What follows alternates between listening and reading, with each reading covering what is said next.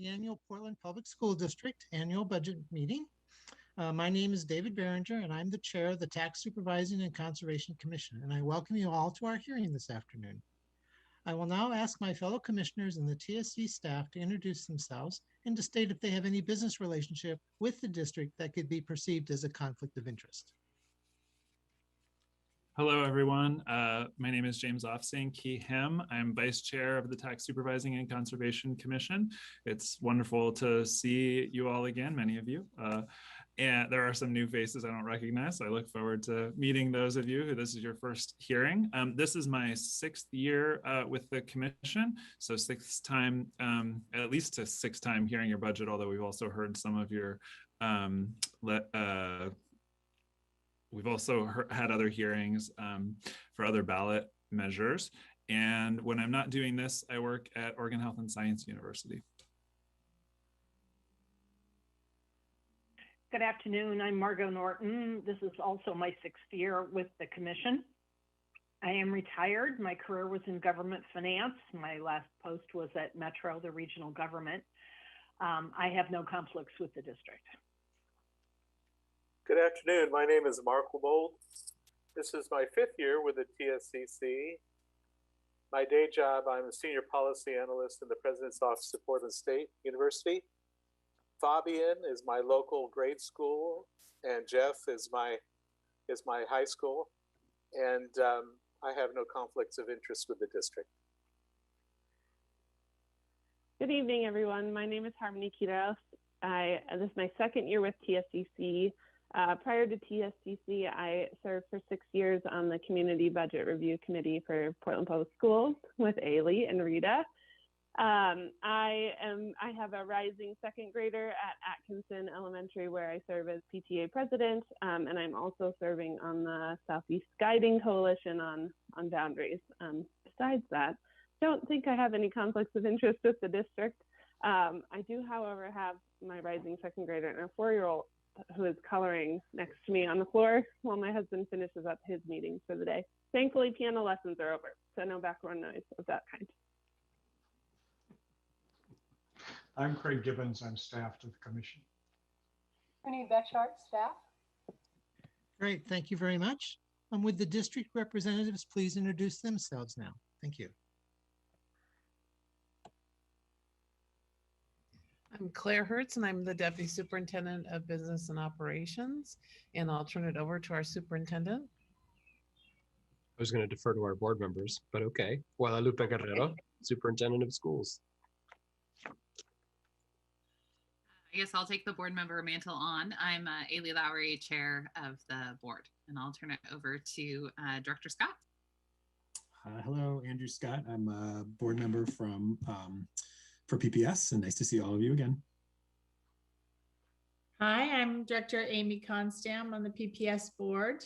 Thank you all for your service. And I'm Director Rita Moore, representing Zone 4 for another 2 weeks. Let's go. Great, Kara, and then Norberto. Kara Bradshaw, Executive Assistant to the Board of Education. Norberto Delgadillo, Chief Financial Officer. Great. Is that all the introductions then? We've got Nicole and Dan still to go here. Okay. Nicole Basson, the Director of Budget and Grant Accounting. Good evening. I'm Dan Young, Chief Operating Officer at PPS.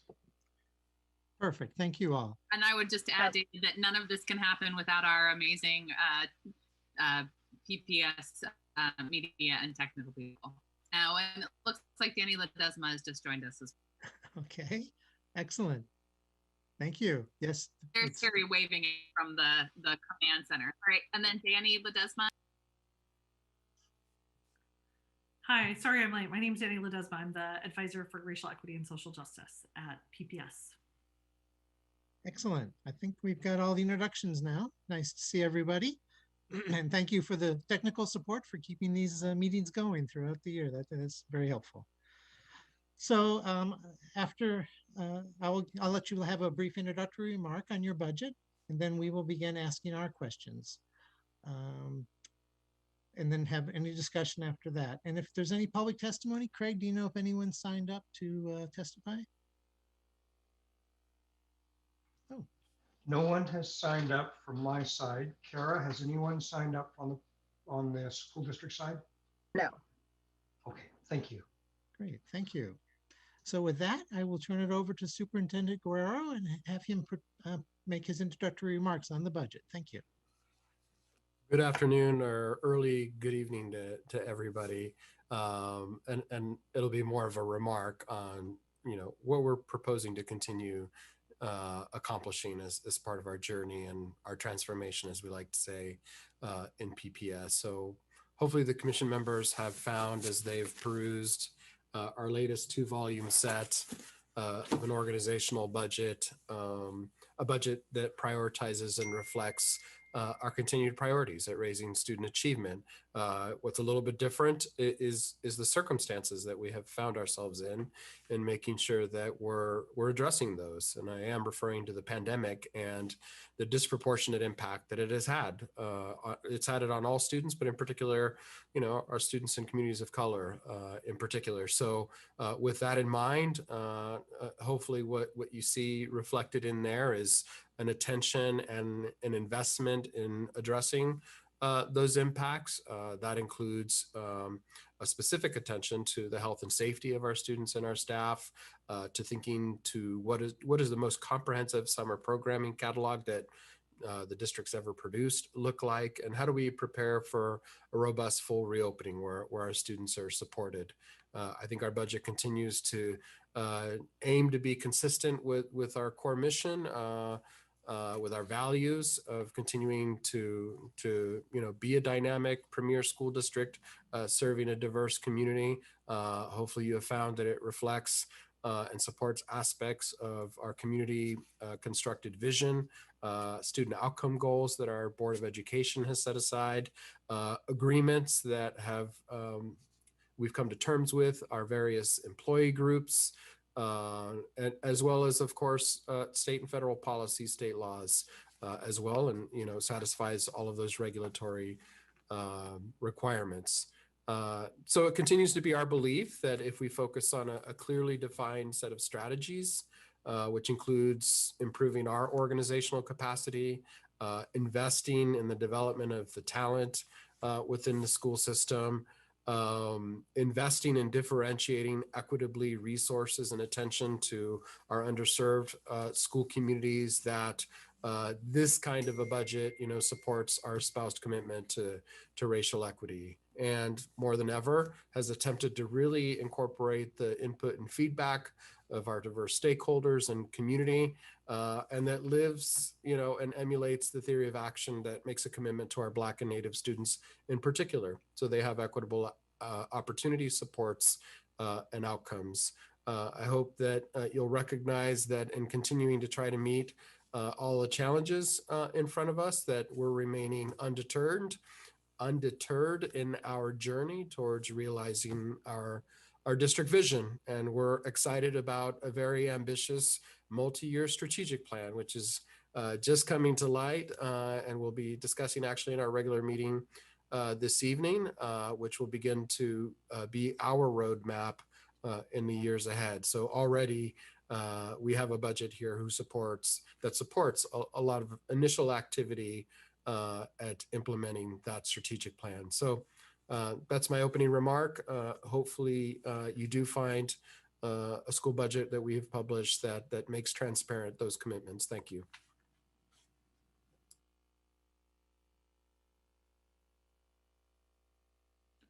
David, are you muted? Or I should say, David, you are muted if you don't intend to be. Okay. Oh, there you are. Well, I'm going to pinch hit for a second in case David needs to get back connected. So thank you very much, Superintendent, for your opening remark. We will now turn over to our questions. And David had the first one, which I will take. So can you give us the big picture of the impact that the pandemic has had on the district and what you have learned as you adapted to it? So, that should probably just take, 30 or 40 seconds, and then we'll, be on to the serious things. I'm going to go ahead and sort of lead off on that. I think the biggest lesson we've learned from the pandemic is how incredibly resilient our staff, students, and community are. And that there's this clear taking of challenges and making them into opportunities that has happened throughout the pandemic. Our families and students and staff didn't just adjust to distance learning, but we also as a district were able to take all of our business functions and our other processes that we've sort of done in-house in a similar way for decades, and pretty much overnight moved all that to functioning virtually. And so that was a big impact, was that shift. And besides the impact to both the core academic functions of the district and the business functions, the pandemic did impact our enrollment. And this is a phenomenon that has been seen across the country. The challenge of decreased enrollment and going virtual with everything further highlighted how important it is for us to work with our community partners and leverage collective efforts. And I think you heard the superintendent talk about how, we're very deeply aware of how the pandemic has disproportionately impacted communities of color. And so with our partners, we've been able to show up in those spaces and work to mitigate that. The pandemic also showed, places where the opportunity gap that we knew existed just heightened that even more. So we've been able to really focus in on that. One key big thing from the pandemic was our incredible nutrition services. They didn't skip a beat. And our staff worked really hard, again, with the community to make sure that children in Portland were fed and that there was not interruption to children having access to meals. And again, that's the interesting piece of being a school district, is we know that what we do is so much more beyond just academic delivery, but that in a lot of ways, with our social workers and our counselors, with things like our nutrition services, we really are very much about child welfare in our city and community. And so that, again, I think the district played a key role in sort of stability for families and for children, both in the nutrition services, but also in the online learning capacity. And that was a collective effort, again, across the district and through the community. And we are grateful for how everybody came together in this incredibly challenging time. Superintendent, did you have anything else to add to that sort of question about the big picture and our learning from the pandemic?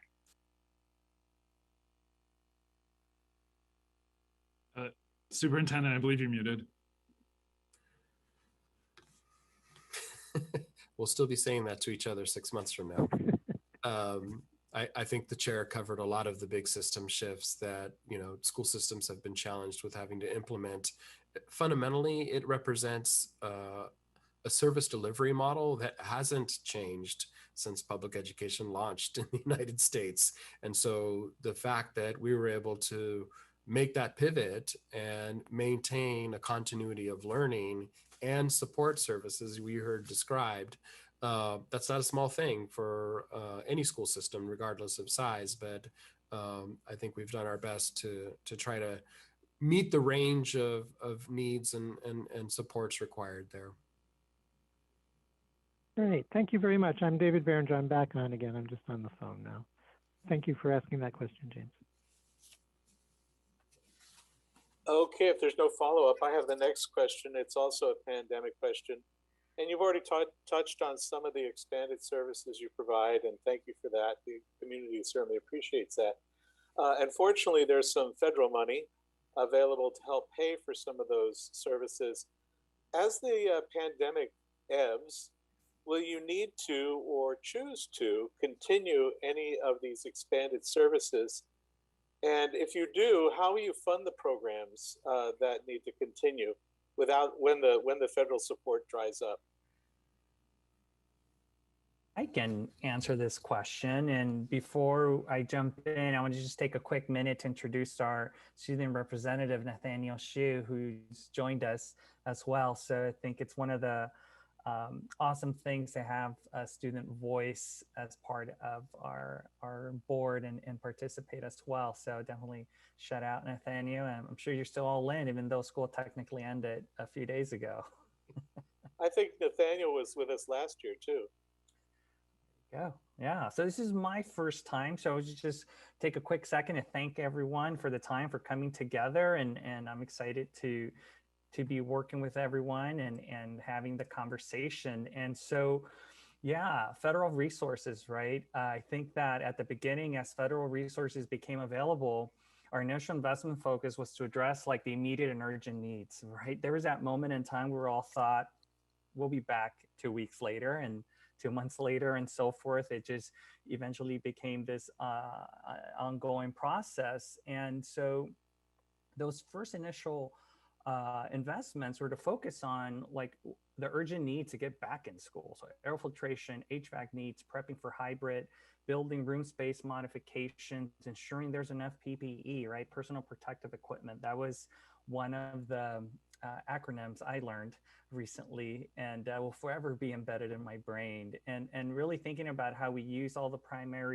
how all of this was primarily thinking about it, how we were thinking about all of this as primarily one-time investments and mitigating the concerns about sustainability, right? But then as the pandemic continued and additional needs began to surface, the second and third rounds of federal relief were primarily to be invested or will be invested across 5 broad areas related to the pandemic. So if we start thinking about the investments in the pandemic and how we manage the ebb and flow, we've categorized investments under 5 broad themes: facility projects, technology initiatives, social, emotional, and mental health services, safe operation of schools, which includes these additional COVID expenditures, and last but definitely not least, addressing student learning needs. And engaging with the community and subsequently investing with these 5 themes in mind is going to allow us to assess sustainability and better determine if and how programs continue. So overall, these themes are going to allow us to better categorize the one-time investments, one-time spends against investments aimed at building capacity or investments towards enhancing capacity and being able to create that differentiation. And earlier, Superintendent Guerrero mentioned about our strategic plan. So as we're finalizing our strategic plan, it's going to serve as a framework for further prioritizing and assisting us in aligning our resources towards the long-term investments, towards a long-term investment plan, particularly as we think about the federal stimulus funding going away come September 2024. So is there a specific example you could give me of an expanded or new service besides PPE or some of the specific expenditures due to the pandemic, but as a result of the pandemic, you envision continuing? And then could you tell me how you would pay for those? Yeah, so like something that comes to mind is how we think about our professional development. And as an investment that is enhancing, that's an investment that's building capacity. So that's one example of an investment in our people and our staff that will go and eventually pay for itself. But then you have situations where, for example, investments, being able to distinguish between investments such as Zoom, as something that we learned to do through the pandemic, that we know there may be this eventual finite horizon that Zoom may go away or may not be used as much as we did now. We recently renewed the licenses. We're going to continue with Zoom. And another example is thinking about our virtual options and what does the evolution of a virtual offerings look like? But then also to the core of your question, how do we then pay for that? Or what does then the investment look like to continue that? And that's definitely going to be the meat of the work as we think about prioritizing what our strategic plan intends to do against some of our existing investments. And we think about how we start assessing our investments based on based on like, I'm losing the word, but I'm thinking about have proven, that's the word I was looking for, proven outcomes and best practices. And we're going to have this conversation around assessing what our district needs are in comparison to our strategic plan laid over our fiscal circumstances, which in 2 years from now, we're not quite sure where it was. A year ago, we were looking at pretty dreary picture, economic forecast. Fast forward, right? It's very different. So as we progress, we will be actively assessing all of these data inputs to be able to make those best informed decisions. Excellent. Thank you for your comprehensive question or answer. Thank you. Yes, and welcome to the district. It's always nice to meet the new CFO. Let's continue along a little bit with not so much, we've had a good idea now about how you have applied the federal resources, but one of the questions we've been asking all of our districts who have received this money is how in the go fast, go immediate, find partners to deliver, how have you been measuring the impact of your federal dollars and the accountability of them? And more importantly, just in terms of the moving with speed, what lessons have you learned that will be adapted as you restore more regular school services? If I can jump in just to kickstart a response, I'm sure others will have things to add. Because I have to say, what we've learned is that public school systems, they have no shortage of ideas for how to spend large sums of money, right, towards raising student achievement. There is a long time debt in services and supports. And as you go down the long and healthy list of things that we're investing in to support our students, whether it's social emotional supports or academic supports or extended learning opportunities in the summer or as the school year kicks off, are actually fueling and resourcing an ambitious strategic plan or working towards a vision. Resources make a difference, right? But what I'm hearing in your question is, how will we make sure there's accountability there? Which has been a little bit tough to measure because we haven't had our kids in front of us. And yet we found a way to do our some range of formative assessments virtually or remotely. And we're looking forward to the coming school year when we actually can implement a full and balanced assessment calendar, as our board has bequeathed through resolution, to make sure that we're noticing that there have been or haven't been impacts, or what the learning loss or impact has been, and really start to measure whether our supports and interventions are helping out. Of course, resources matter. There should be accountability at the same time that they're being used in a wise, efficient, and impactful way. But CFO, did you want to add to that? I certainly can. I think that it's thinking about managing these dollars. We've had this huge infusion as well with the student investment account. So when we start thinking about what experiences have we learned, lessons learned, it's being able to take this example with the SIA process that will be applied to the one-time stimulus funding. And I think that's one of the key words. It's understanding it's one-time funding and being able to being able to engage the community, assess long-term sustainability, and being clear also on like what not to invest. And there's always several wants and wanting to do the work. And it's also like, how are the programs aligned to the strategic plan, and the type of questions we need to ask ourselves, and what are some strategies that have evidence of success. And as we go through this process, I think that that's some of the keys in being able to manage the infusion of money, is that continued conversation with it's almost this continued conversation with our strategy, with our community, and being able to hold ourselves accountable, as Superintendent Guerrero was saying, to the work for our students.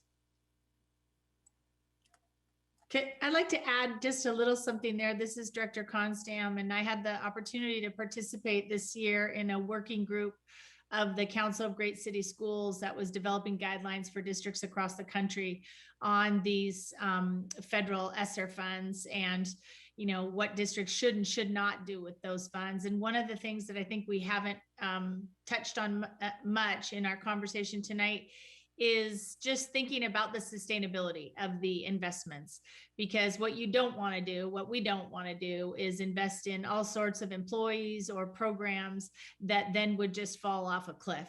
And it's very tempting, of course, to do that.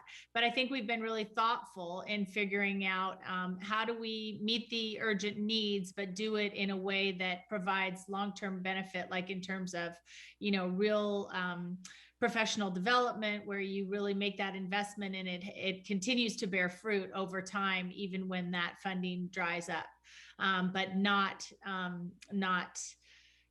falling for the temptation of new programs and new employees in one fell swoop. Thank you. Yeah, thanks so much for that clarification and the example of professional development as a one-time investment that bears fruit long-term. I think that helps clarify for me where the funding is happening. I have the next question. We're shifting gears a little bit to talk about the return to school full-time in person, starting with a conversation around facilities. We'd love to know what your plans for preparing facilities. I know kids are already and have been in school for a few months, albeit in smaller numbers. What additional work is being done to prepare facilities for kids to return to full in-person 5 days a week school in the fall? How are buildings being prepared? And then we noted that there's been a pretty significant increase in custodial staffing. Can you explain that increase and what that investment is intended for? Good evening. This is Dan Young, and I'm happy to answer that question, and it's a great question. At a high level, and similar to the preparations for returning students to in-person learning this spring, PPS will follow public health guidance and closely coordinate with public health agencies and experts. Physical changes that we've made to date to accommodate in-person learning have included installation of health and safety signage in our schools, providing portable air purifying units in every classroom in the district, modifying building ventilation systems to run longer and continuously throughout the day in all of our buildings, upgrading filters, completing routine quarterly ventilation facility assessments and repairs, creating unique COVID symptom rooms, supplying PPE, personal protective equipment, including supplies in all of our schools and much, much more. We've also made operational changes, including creating standard operating procedures addressing cleaning and disinfection, bus loading and unloading, restroom usage, physical distancing, respiratory etiquette, daily symptom screening, just to name a few. And all of our schools have created individualized safety plans that illustrate how each building and each school will operationalize those standard operating procedures, and we'll be following a very similar process for fall. We anticipate many of these physical and operational changes that have been made to date will remain for fall. However, many others could also change. Final health and safety guidance from the Oregon Department of Education is anticipated in July, and we will review and conform to all provided guidance. Additionally, we will continue to coordinate with our public health partners, including our own health advisory panel, our certified industrial hygienists, and Multnomah County Public Health. Our standard operating procedures will be updated based upon the new guidance. Physical changes will be made as necessary. Our safety plans will be reviewed and updated, and staff training will be conducted before the students return. And we've already started some of this work already with anticipation of changes in fall, ordering new desks and new furniture in the classrooms, completing capacity room estimates and classroom estimates quite a bit. So that hopefully is an answer to the first part. I'll pause there before if there's any questions before I answer the question about the custodial staffing. That feels comprehensive to me. I've watched my first grader go into the buildings and have experienced firsthand all of those safety upgrades. And so we are very thankful for keeping our students healthy and safe this spring. Great, thank you. Well, I'll briefly touch on the custodial staffing. So the 2021 budget budgeted for approximately 340 FTE custodians, which allows for about 2 to 3 custodians at a typical grade school and 7 to 9 at a typical high school. As we talked about briefly, those operating procedures, many of those are specific to custodial and enhanced cleaning and disinfection. So the additional custodial staff afford resources to help support those new cleaning protocols and also allow custodial staff to backfill absenteeism throughout the district, effectively making sure that all the schools have their allotted custodial staff every single day. And we're also creating what we call a roving crew, which will be a team of about 5 to 6 custodians that will rove around the district, going to schools that might need some additional support for whatever reason that might be. And so those additional 30 FTE allow us to provide those additional support. Are these temporary positions, meaning for this coming year or for however long the pandemic sticks around, or do we anticipate these being permanent positions and permanent upgrades to our custodial staffing? Yeah, we are planning for anticipating that these are permanent positions. So these are permanent solutions that we'll put in place. And Dan, can you just share, please? Can you just share, please, that we have improved our standard from moderately dingy to? Yeah, we continue to measure. We do a couple of different things where we measure, and we're actually we're bringing an outside consultant to help us measure exactly where we are on the custodial kind of rating scale, the national standard. But we also routinely go through and measure the actual cleaning in the individual buildings. So we have checklists that we go through. We measured, are we meeting that standard? And right now we're hitting the level 3 standard, which is middle of the road. And Amy, I'm blanking. It's the quiz, the public quiz on what exactly the title of that. But of the 3 levels, we're right about in the middle of level 3. Claire knows. Ordinary tidiness. Thank you. Given the long backlog of maintenance and custodial issues, I think it's a well-timed and much needed investment in our custodial facility staff. Yeah, it sounds like a big deal to go from moderate dinginess to ordinary tidiness. Thank you. So I have the next question. Students are going to be returning to the classroom this fall, and as we know, students have had a wide variety of learning experiences over the last 18 months. I imagine some students have, maybe even gotten ahead, pursued independent studies of some kind that put them, at or above grade level in certain areas, whereas other students may have received, very little or subpar learning experiences over the last 18 months. We're hoping to learn a little bit about what the district is picturing for how to address the wide range of inequities in pandemic experience. And I guess we're interested first and primarily probably about addressing that from the student side, but then also want to know how you're going to be preparing teachers to be the people at the forefront of dealing with this. Hi, James. This is Craig, Deputy Superintendent. It's a great question. And I'm going to go ahead and make an introduction for Dana Nirenberg, who is leading our Learning Acceleration Department. But I just wanted to step back and say that that is the right question in terms of, what is our strategy and our approach for how we're going to meet where our students are. And we know that our students are all in different places as we're exiting the 16-month space. But I also want to say that, our first strategy, of course, is going to start in summer learning. And what's going to be our approach and our strategy for students around summer learning to start that accelerated effort moving into the fall. And we have a wonderful roadmap that Dana Nirenberg is going to share with you. But with that in mind, the superintendent, had a vision to put in place a department of learning acceleration, which is not just going to address the immediate need for the pandemic, but it's going to address a paramount need moving forward in terms of now, we're not only servicing children and meeting them where they're at right now just because of the pandemic. Learning acceleration is a whole child effort that's going to be continuous and is going to meet the needs as we look at how it aligns with the strategic plan. And that's exciting that, this is a very innovative approach for how we're going to really target and focus on meeting our learners where they're at.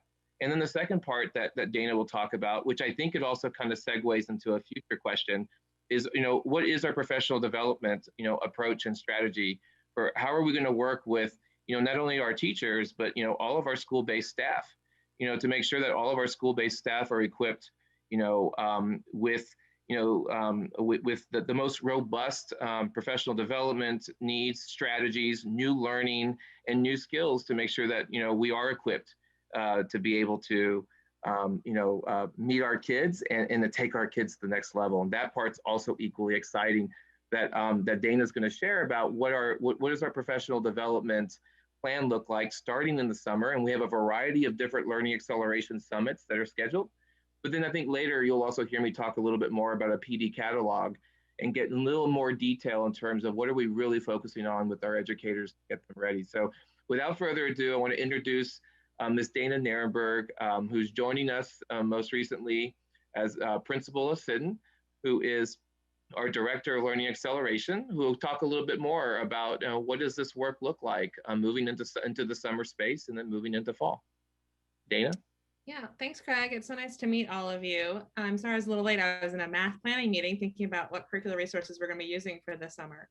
And so as Craig described, it's both a combination of being responsive, so when our students walk in the doors that we're ready to welcome them however they're showing up, and also really being proactive. And I don't want to insult you by assuming you, but I also just want to make sure we're on the same page about the language of acceleration as opposed to remediation. We're really being intentional about asset-oriented language. And when we think about acceleration, it's about identifying the highest leverage skills and strategies you need to go to the next level, as opposed to a remediation approach, which would be you're taking care of all of that content that you needed.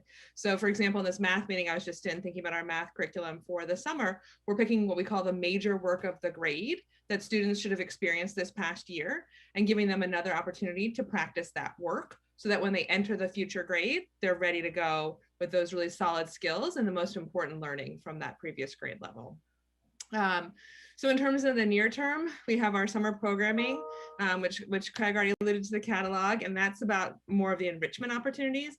In terms of the academic opportunities, we're expanding our Summer Scholars, which is our credit completion program for high school students. And we're launching this brand new Summer Acceleration Academy for students entering 2nd through 8th grade. It's a 3-week program, 60 hours of instruction, providing opportunity for students to have opportunities to connect social emotionally, work around literacy, specifically foundational skills in writing in the younger grades, and content area reading, writing, and discussion in the middle school grades. And then opportunity for some discrete practice around math skills and concepts, and then hands-on STEAM, both with our elementary students and our middle school students to really foster some of that joyful learning, that interpersonal opportunity, that creativity, and that opportunity to explore. So that's just that academic component of that program. And then we're also strengthening and expanding many of our other summer offerings, including Leap into 9th grade and early kindergarten transition, which we've expanded to include 1st graders this year to welcome students back into the buildings. In terms of the professional development, I was just in a meeting today with our K-5 Summer Acceleration Summit team. We're actually hosting a really special summit. We're hosting it twice, once next week and once in August. And it's really exciting because it's cross-curricular. And so we have a whole team of educators from various departments who are aligning around some really specific tools and strategies and really high leverage strategies to welcome our students back. The 3 high leverage strategies we're focusing on K-5 are specifically social emotional learning and those 3 signature practices from CASEL that our district has been implementing. Opportunities for discourse and student engagement. So opportunities for students to respond, dialogue, debate, discuss, and really strengthen their ideas, their opinions through oral language development. And the third piece is around goal setting.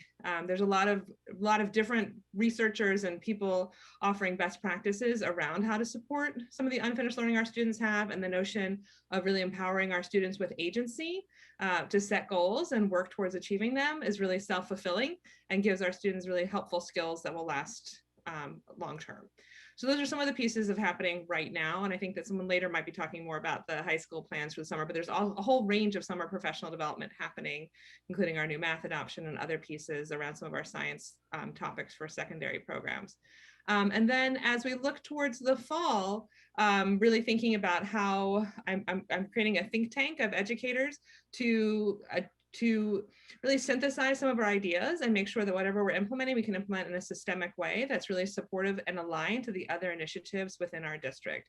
So taking the already strong practices we have in place and really leveraging the various teams and departments we have to strengthen our implementation through the lens of learning acceleration, really thinking about what is that unfinished learning? How do we know?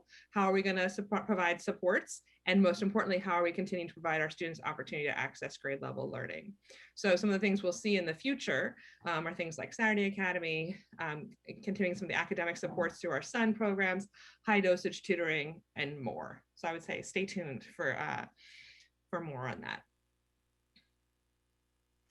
Thank you. Wow, that's a lot. And so I guess I'm wondering if you could add, I think I understand kind of the overarching framework for it. And it sounds like, at least kind of how your answer was divided up, it seemed like there's some hope that many students, and I don't know if this is based on them self-identifying or if you're going to be using assessments to determine who's kind of most in need of the great programming that you're offering over the summer.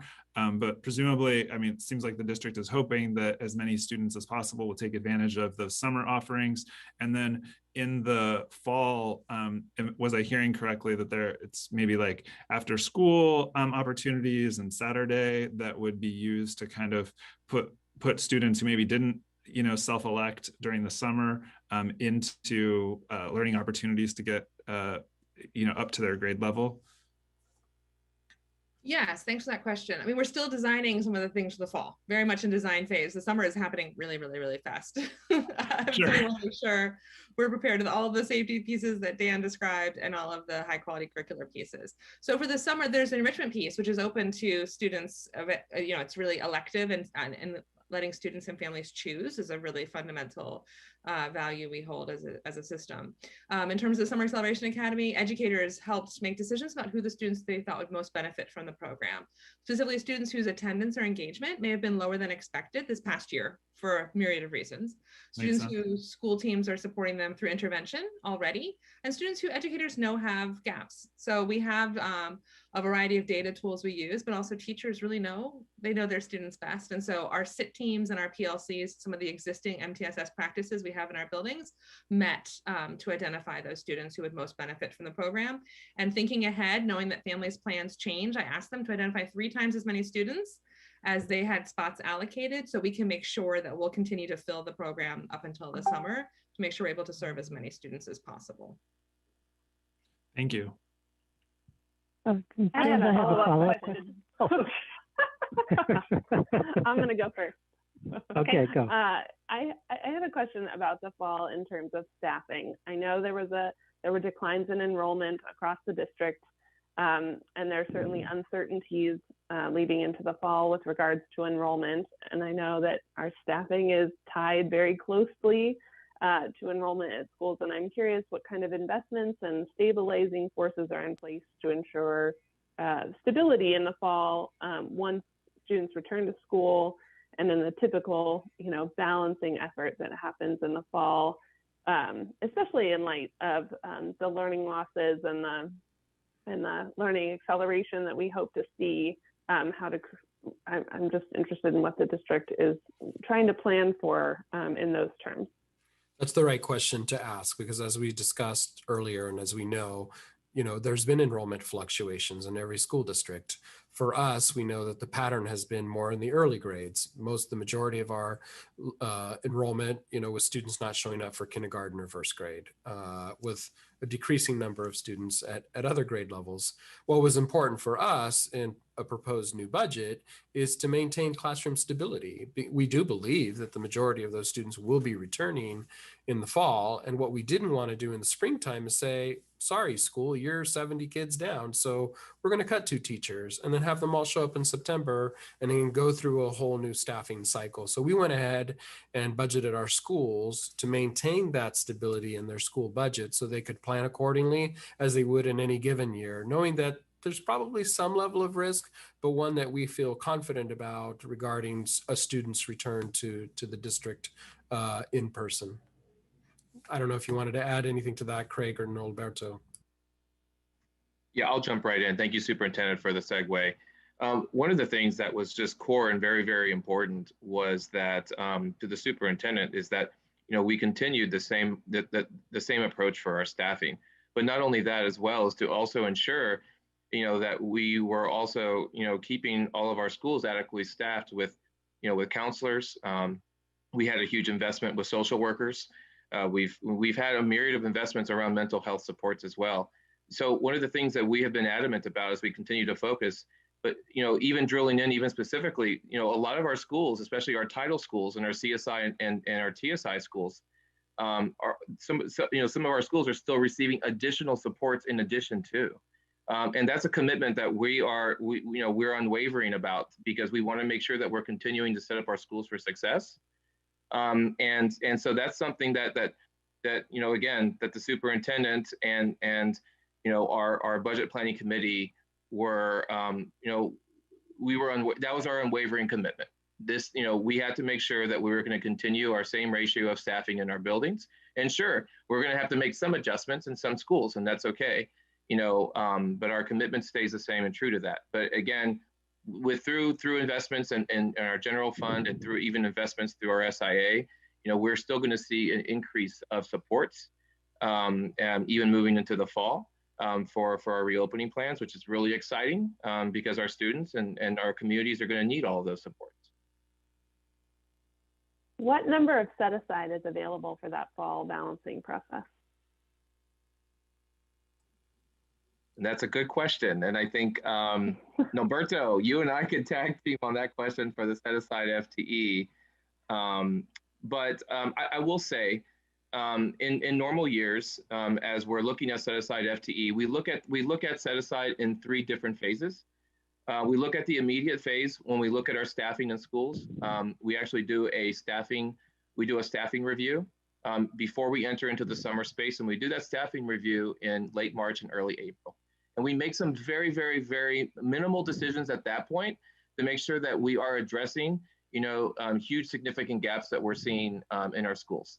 And then what we do is in the summer is phase 2, and what we're only looking at is kindergarten, because one of the things that you know that we continue to hold true is that we don't want to put, you know, babies through a transition period where we're moving teachers in the fall, you know, after our kindergarten students are starting in their program with their teacher and they've had transition time, you know, to get acclimated in that space. So the phase 2 includes us adding FTE if needed in the summertime only for kindergarten.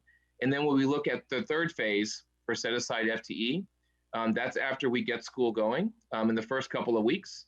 And then you have a committee that's comprised of schools, you have budget and finance, and you have a variety of individuals that will meet and will look at the numbers. But typically the set aside can look differently. Not to get granular into numbers, but I can say that it was very nominal in the spring in terms of addressing some set aside FTE. We were looking at, I think we probably addressed about 8 FTE to address some critical shortages in certain schools.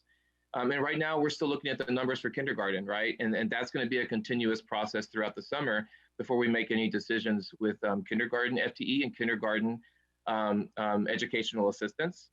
And then we'll get into the fall. But Norberto, if you had anything to add, I guess, regarding just the plan around, you know, actual FTE numbers or what have you. But I just wanted to explain the 3-phase process that we have been using for the last several years. You covered a lot, Deputy Superintendent Coyat. I think you covered a good chunk of it. Interestingly enough, there was this article today that I just saved. I haven't had a chance to read it about, like, across the country, this expectation, this mass influx of kindergartners. It says, like, the invasion of kindergartners. What is that going to look like, and how are we need to just kind of be prepared to support that.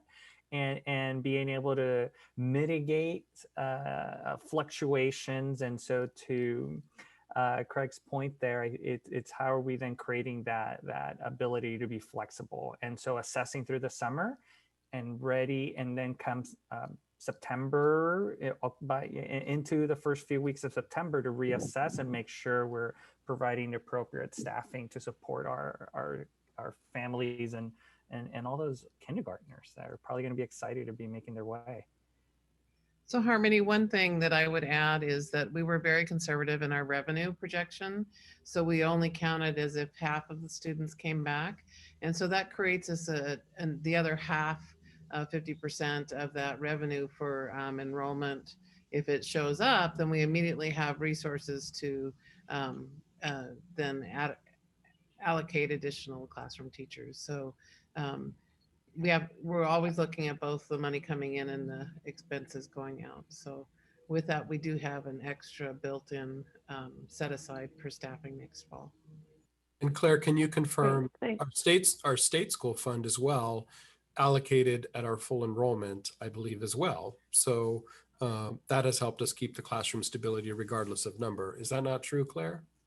So there's a hold harmless on our state school fund, but for our 1920 enrollment count was carried through for 2021. So for 2021, our count, we have our held harmless into 21-22, but we anticipate our enrollment going back up next year. So that's why I'm saying we were conservative and not counting that all the students would return so that we would have that built-in reserve. We didn't want to pull teachers out and create a mass shifting of teachers because of changes in enrollment. We wanted to create our own hold harmless. And so we were conservative on the revenue side. If the students come, we have additional resources we can immediately allocate. Hopefully that helps. Yeah, thanks. Margot, did you have a question? I do. My follow-up question is in an entirely different area. And when James introduced his question, he talked about the difference in learning levels of students. The students might have actually progressed, other students may have had learning loss. I think we've been assaulted in the media so that we're all carrying along an expectation that there has been significant learning loss. My question has to do with when will we know this, and how will this be reported to the community? The board's goals are based on certain types of proficiency at certain grade levels, and testing has sort of gone crazy. I mean, it's not regularized any longer. The district's website reports proficiency from like 2 years back. How are we going to know what effect this pandemic has had on learning? When will assessments be conducted? And when will the community know how PPS is doing?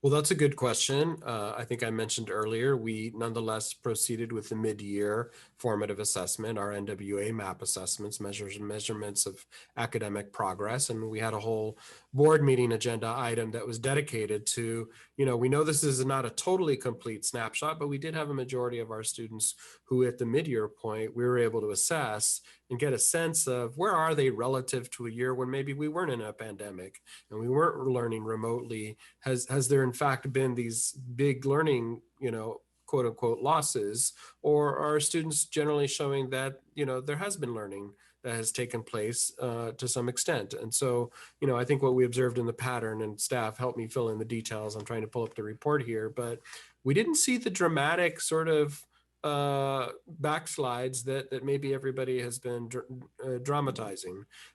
We saw in some content areas at some grade levels, kids generally did on par with what we might have expected, not as jarring or as negative as maybe one would think. And I think it was reading where maybe we saw some slippage. So we do have a snapshot. And as I mentioned earlier, we'll have a fuller assessment calendar, immediately as kids get back, we'll do our fall assessment. That's going to be an important baseline, because as teachers receive students back into the promoting grade level, we're going to want to know, where are they in their reading level? Where are they in their proficiency? Are we on track predictive wise with the state assessment, the full battery of summative assessments that we'll be taking in the springtime? And that'll be our first really big comprehensive, as you know, that's our state and federal accountability measure to compare against prior years. And Margot, just wanted to add one piece in addition to what the superintendent said is, one of the biggest components of this too is just around central office supports, and how are we really centralizing our core supports into service of schools and pushing in. And one of the plans that I am working on currently as we speak is a plan that's going to double our efforts from taking over 90 central office instructional staff and ensuring that we actually have consistent, instructional walkthrough periods for us to be pushing into schools on a weekly basis, to be supporting our schools, to be taking principals and teacher leaders into classrooms and helping teachers with this work. We're going to have to be side by side with our teachers to make sure to help them lift this Herculean effort in terms of return to school for children. But at the same time also be providing schools with the necessary resources and supports that they need right there in a timely manner. So in addition to all of the assessment, tools and measures that we are going to be utilizing, part of that also is the school-centered service approach, which I think is going to be hugely, hugely critical in terms of how we're supporting schools through this work.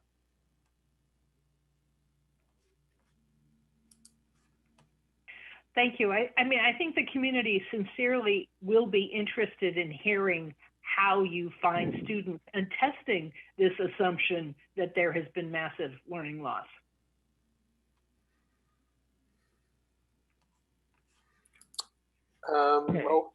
Okay. Oh, I have one more. I had one more follow-up, Mark, just on the summer school. You've described some great opportunities for people. Do you have any assessment, or is it too early about the demand for those summer programs?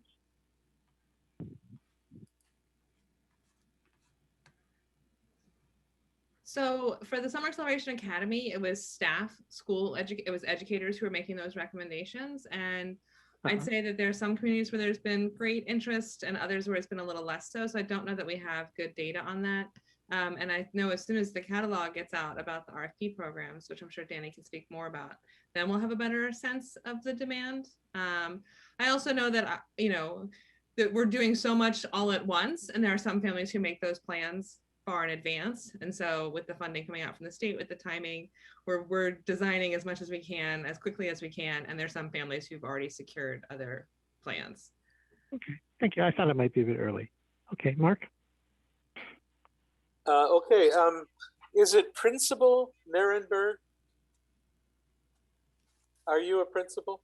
I was for 15 years, so I still very proudly answer to that title. Okay, excellent. Because this is a question, I think, for you. You've already begun to talk to us about professional development for teachers. We're very interested in that. And your Educator Essentials program.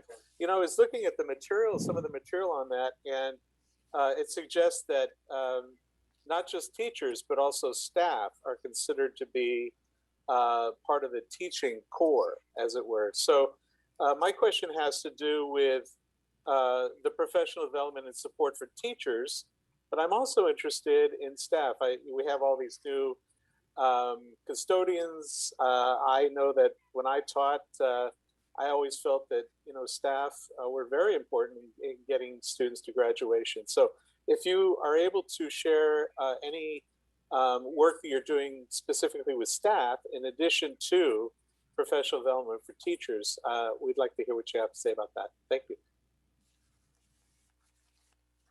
I can speak in a general sense. I certainly agree with your philosophy and the way that our district's vision and all of our supporting documents are written. We consider educators anyone who influences our children. So whether it's someone who holds a formal teaching license, someone who's a building administrator, custodian, all those people influence our children. And so the various departments offer different professional development. And then I know that on a school level, there certainly are opportunities where those who are more student-facing educators engage in the professional development together. A few years ago, we extended our para-educator schedule so they could be part of that planning and professional development. And we often host day-long trainings for our PFSP workers. But in terms of more specifics, I would defer to Craig. Absolutely.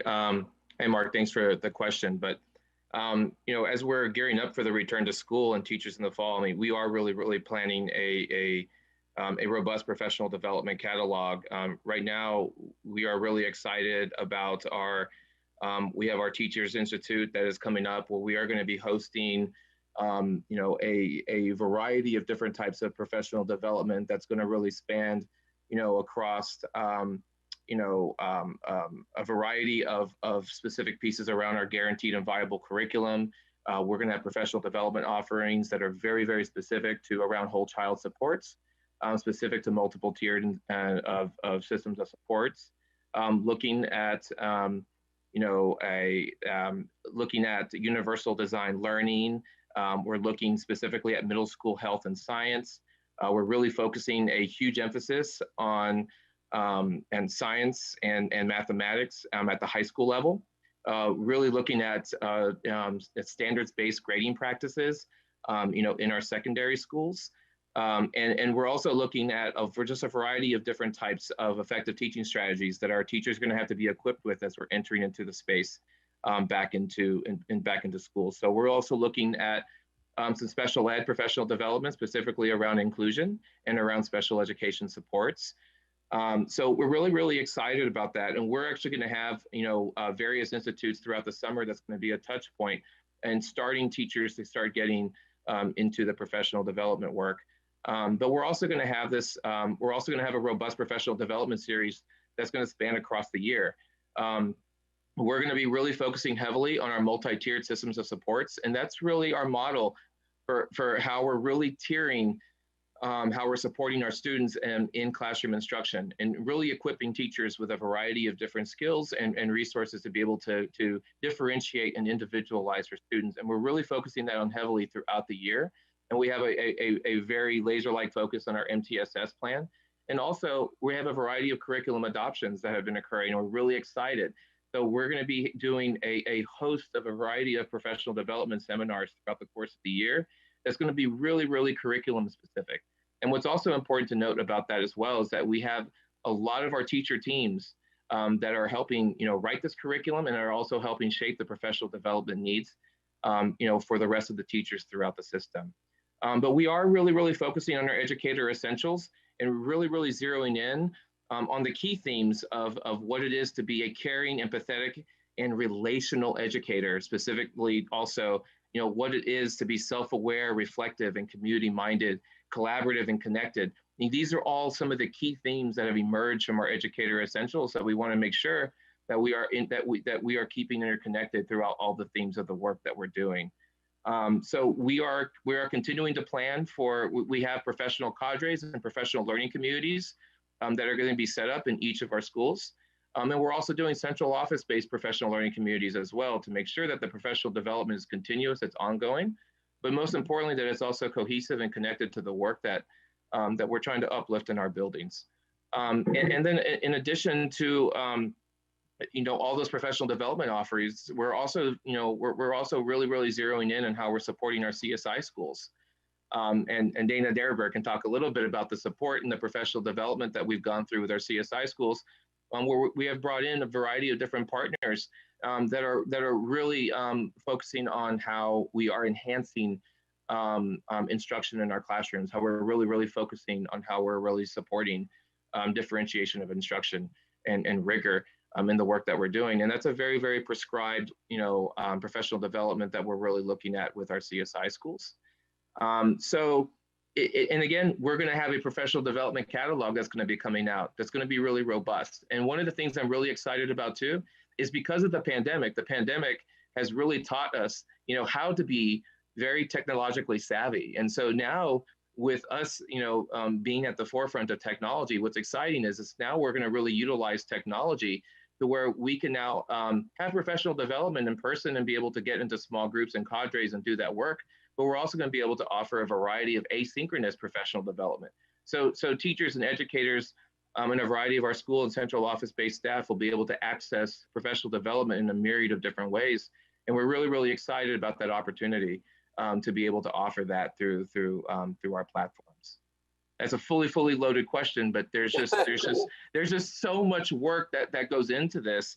And again, like you have the big piece around whole child support and how we're really pushing in, to ensure that we are addressing, all the professional development needs, socio-emotionally, behaviorally, but then you also have the academic component. How are we also supporting, how are we uplifting teachers with the latest professional development so they can support the academic environment for their students, both in content and both in pedagogy and practice, which is something that's ongoing. But again, now, with us really bolstering our technology platform, we're going to be able to have just a myriad and a plethora of a variety of professional development at our educators' fingertips at any given time. So we're really excited about what this work's going to look like ahead. Is there in the catalog or any other modality of delivery? You mentioned social emotional.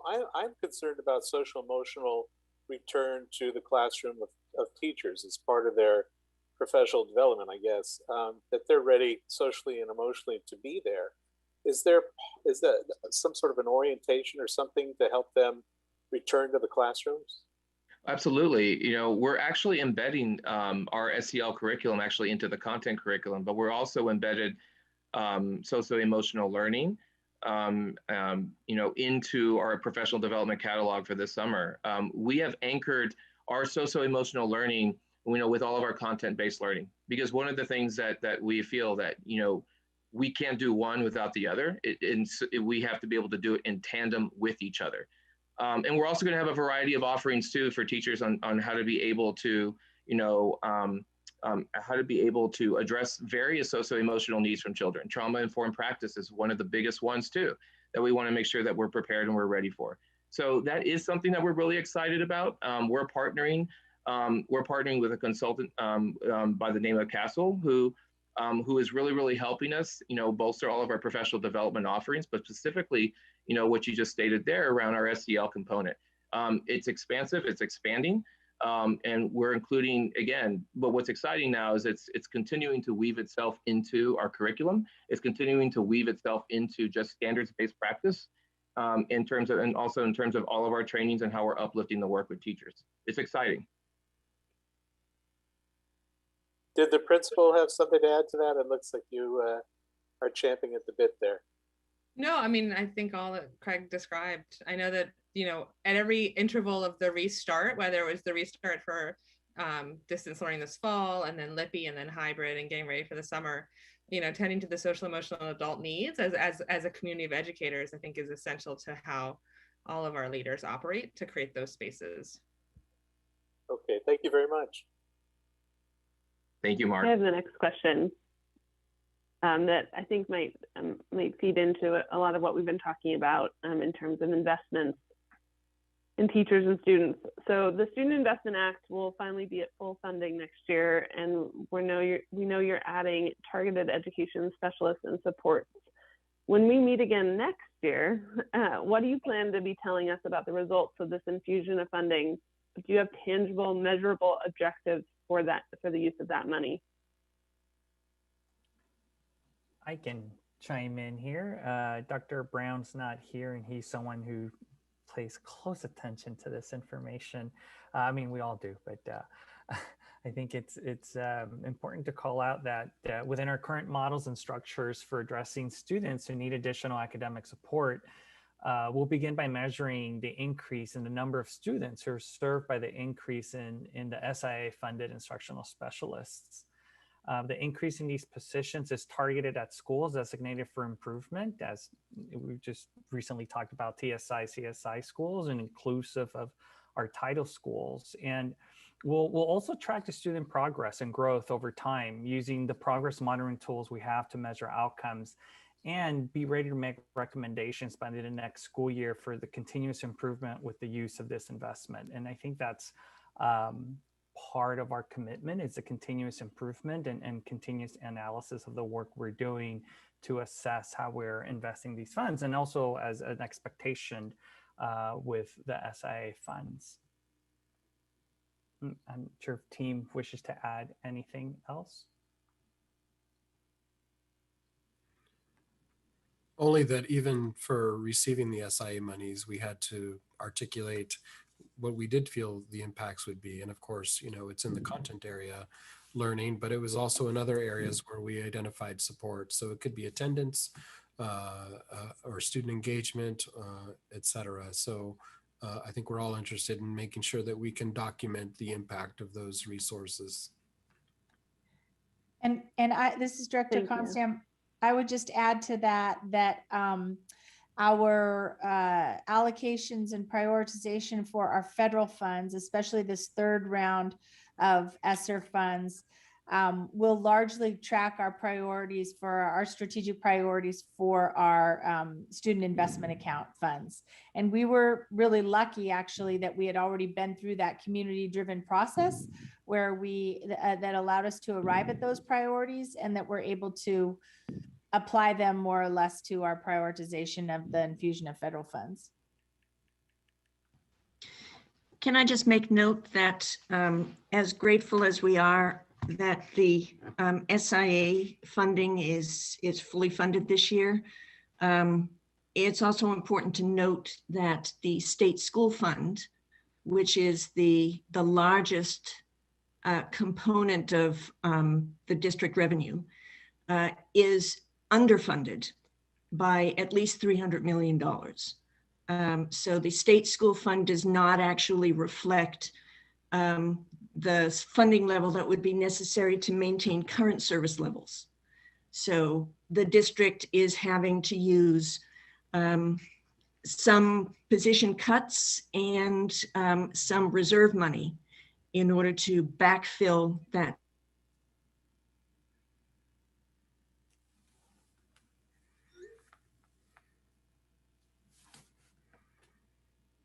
And she froze.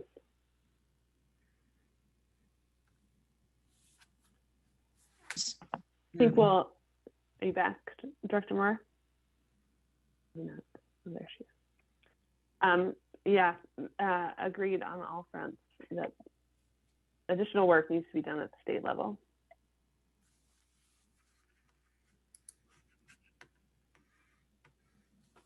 Are we ready to proceed? Yeah, go ahead, Margo.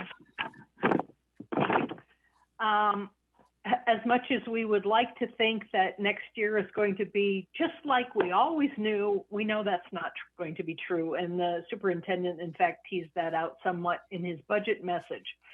So we'd like to know, and given the hour, as briefly as possible, what are the top 3 uncertainties or vulnerabilities in the coming school year?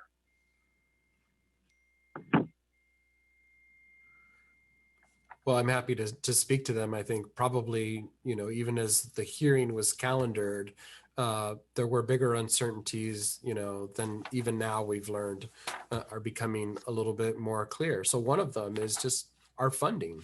You know, what level of revenue can we count on? I think up until just a number of days ago, we weren't sure if the statewide commitment to K-12 would be 9.1 billion or 9.3 billion or the 9.6 billion that, you know, we've been advocating and lobbying for. So we've now learned it's 9.3. Well, that gives us a clearer picture, because that's a bit of an uncertainty, you know, whether there would be another 500 million in the public school system in the state of Oregon or not. So now we can really begin to sort of plan accordingly. It still means some level of loss than we were hoping for, but at least we have some certainty there. The second one is the health and safety issues. You know, under what guidelines do we need to operate? We still don't have complete certainty there. We're waiting for the Ready Schools guidelines to be published with certainty for fall reopening for school districts in the state of Oregon.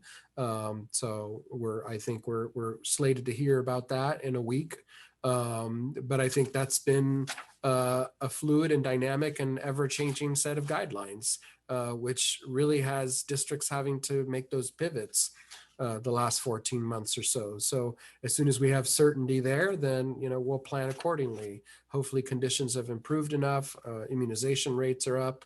They're a little lower in the county here, but they'll afford us an ability to operate school, knowing what those physical distancing requirements, for instance, might look like. The good thing is that we're prepared for the more extreme measures that we need to take, so they've got to be better than that. So that's just another uncertainty. Hopefully that'll become clear in the coming week or two. And then the other we've spoken to is sort of student enrollment, just because it's such a variable and a factor in how we plan, whether it's at the school level or the district level.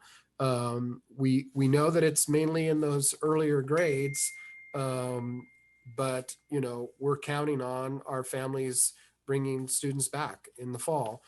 We have a question: will they be re-enrolling them as entering first graders, or will they have redshirted them as big kindergartners?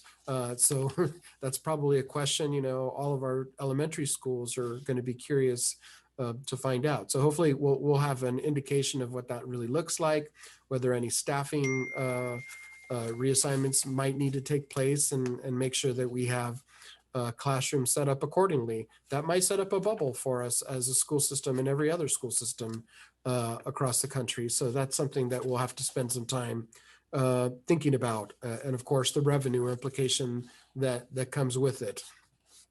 And so as far as students coming back to in-person, we also know as we build our virtual school plan, which we're going to talk a little bit about this evening in our regular board meeting around plans underway, but we're assuming that even students who are unable to come back onto campus, that they'll also have that option to choose and benefit from a continuity of learning that the district is providing versus another virtual school option that maybe a provider outside of the school district might be offering. So we think there'll be another opportunity to count that enrollment and minimize the enrollment loss over time. So those are at least three big uncertainties, certainly, that have been in play for us for months and months, that are just now starting to become more in focus. Thank you for summarizing them. Yeah, thank you, Superintendent. So on approving the budget, the board, as the budget committee, added $600,000 to the budget for the Racial Equity and Social Justice Department. What specific investments is the district planning, and how will the use of funds be evaluated in this coming budget year? Hi, I can answer that.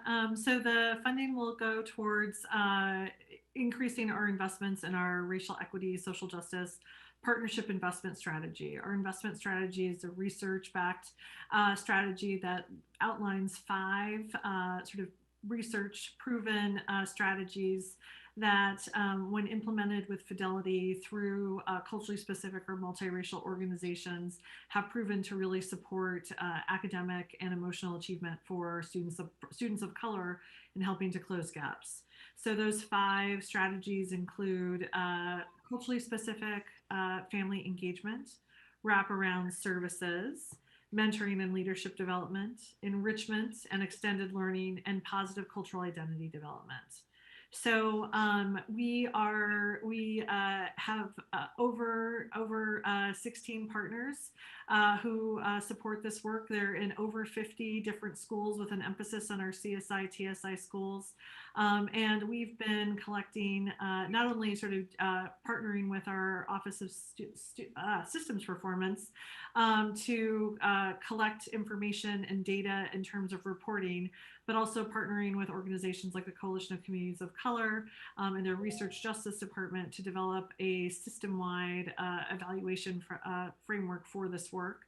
I'm really proud that we're very transparent about the work and where the funding goes to. On our website, we post our quarterly reporting updates on our website for everyone to see.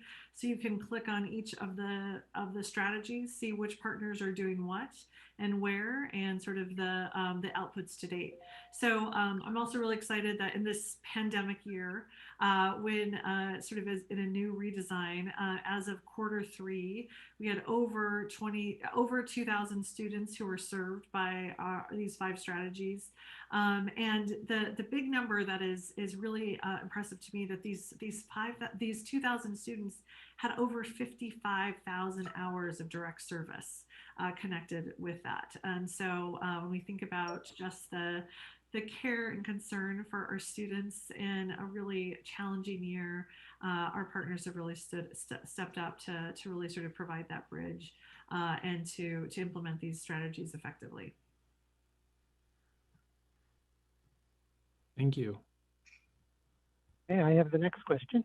We talked about the Center for Black Study Excellence at the ballot measure hearing that we had, but we see that we see that there's $6 million in the current budget for spending on that center.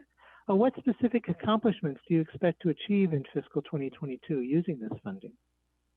I'll answer that one too. So I think in short, you will have a master plan and a community engaged plan that really holds tight the optimism and the excitement that we heard from so many Black educational leaders in our community who have a lot of hope for the Center for Black Student Excellence. So over the next less than 12 months, we will engage with a in a really robust internal and external planning process where we're braiding sort of human-centered, culturally sort of equity-centered design practices into a typical sort of master planning process for a large development project. And so at the end of this year, we hope to have not only a really outlined plan for the programmatic elements of the Center for Black Student Excellence that take into all of the really amazing capital that we have, human capital and expertise that we have locally and nationally, but also a really strong plan for how this translates into a future forward and a really responsive physical space that's welcoming and meets the needs of our students, particularly our Black students. I think what makes our community members, particularly our Black community members, thrilled about this work is the superintendent's vision about this being a premier school district, and this being the school district of first choice for Black students, for Black families, and Black educators and administrators. So I was really moved. Many of you probably know Joyce Harris in our community when she spoke about the Center for Black Student Excellence. At one point, she said, "This is going to be great." And so in terms of the main deliverable for this year is a plan that takes that optimism and joy that she had when she talked about this is going to be great, that upon reading that plan and seeing the hopes for the center, that you can really feel that excitement and optimism that she had that day. Hey, thank you. I have the last question I think we'll squeeze in under the wire. Is the district working with Multnomah County on its new Preschool for All program? And are there opportunities to join forces in any areas? I think this is particularly in light of the redrawing of boundaries in Southeast Portland and potential facility capacity and support, especially as we've lost so many preschool organizations and schools over the pandemic. Thanks for the question, Harmony. Yes, we are. In fact, our Director of Early Learning, Emily Glasgow, actually has been serving on the Technical Advisory Committee for the Preschool for All for the past 2 years. She's been invited to also join the advisory board for the specific initiative. Our early learning department is currently working in close coordination with the county and MESD for the Preschool for All planning, in coordination also with other PK funding streams throughout the state. So we anticipate submitting an application for the first round of Preschool for All seats next fall, and this round of seats will be granted for fall of 2022. So I'm really happy to state that we have very heavy involvement in working with our partners around this very, very important work. And our early learning initiative is one of it's one of the most important initiatives that we're trying to drive forward. So it's a very important work, and we're continuing to move forward with it. So yes, ma'am. Good to hear. as someone who lost a preschool in the last 12 months, it's good to hear that the school district is starting to help fill those gaps. Great. That's the end of our formal questions. Thank you all for your contributions to our discussion this afternoon. I will now ask Craig, did anyone sign up since we started the meeting to speak? No one has signed up to speak at this hearing. Okay, great. With that, I will now close the hearing and open up a regular meeting of the TSCC. I will ask if any commissioner has any comments on the budget that we've been discussing. I appreciate the district's participation this year, and the folks who are here really seem to be able to speak with depth to the different areas. And we know the district is doing a lot under challenging circumstances. So thank you for prioritizing this conversation on behalf of the public. Very good. With that, I'll ask the executive director to review the staff recommendations for the certification letter. Greg? We recommend that the commission certify the budget without any objections or recommendations. Okay, thank you. With that, may I have a motion authorizing the commission to sign the certification letter as recommended by the staff? This is James. I'll move. Okay, may I have a second? This is Mark. I'll second. Great, thank you. Any discussion? If not, all in favor say aye. Aye. Aye. Aye. Aye. Okay, opposed nay. The motion carries. We will sign the certification letter. Thank you all for attending our meeting this afternoon. That's it. We're done. I encourage all my board members to take a little break and stretch, and we'll see you in 4 minutes at our regularly scheduled board meeting. Thank you all. Thank you. Very good. Thank you all. Thank you. Yep.